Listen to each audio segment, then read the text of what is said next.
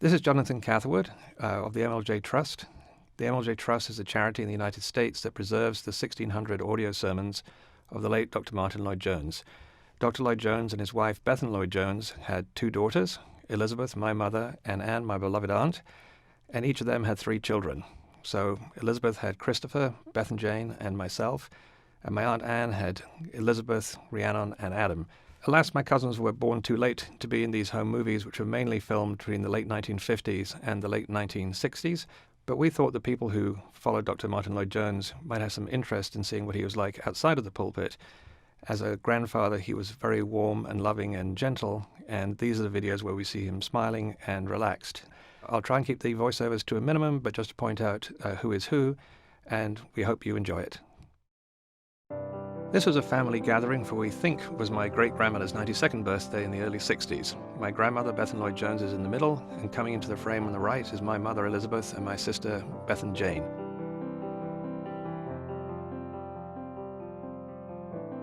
There's our birthday girl. She lived to be 93 years old.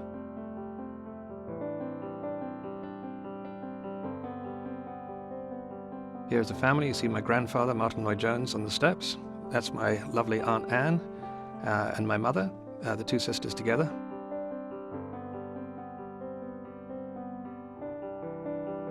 Here's a day out. My grandfather was never without a tie and never without a hat, no matter what the weather is. That's Beth and my mother. And here is Bethan sitting on my grandfather's knee. He was a very sweet and gentle grandfather, and we were always on and off his knees, as were my cousins in the early 70s. That's me being annoying. Apparently I was ill that day, and that's my excuse. And my grandmother was always in the house, and with my cousins as well as my brother and my sister. You just couldn't get a sweeter grandmother.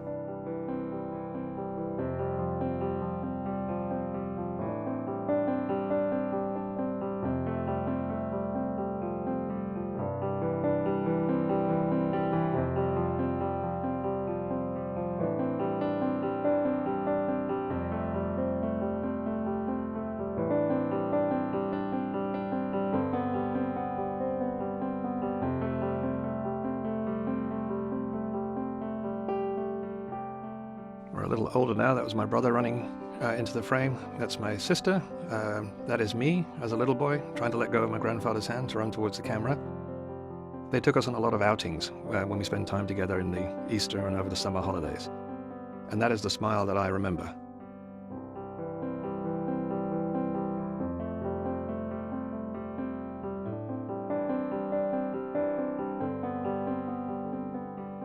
He was always with a book.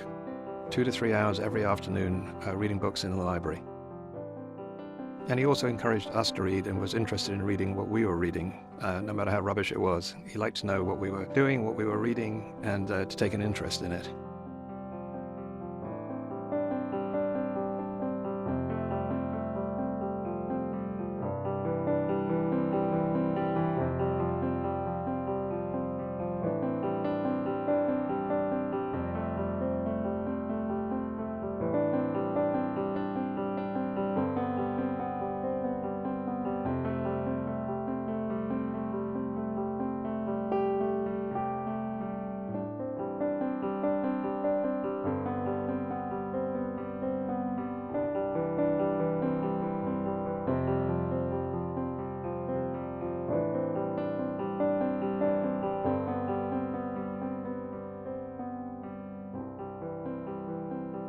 It was very rare to see my grandmother without a hat, not just on church on Sunday.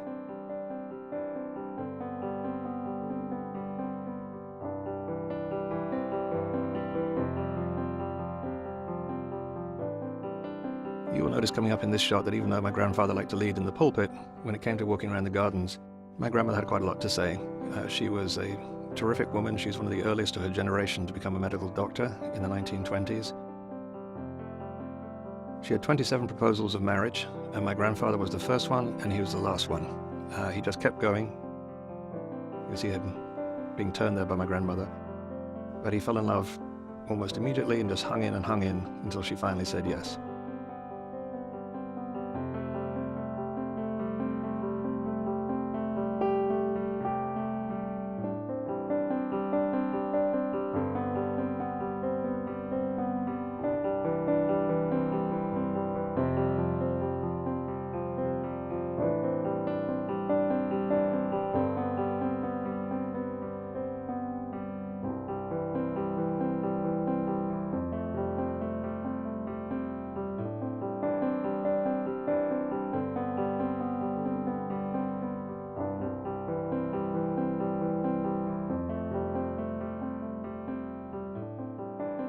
In the background, you can see my grandfather playing mini golf with my brother and my sister and myself. He was a great fan of sports and would take us out in the afternoon, play this game and croquet, where he was easily the best in the family.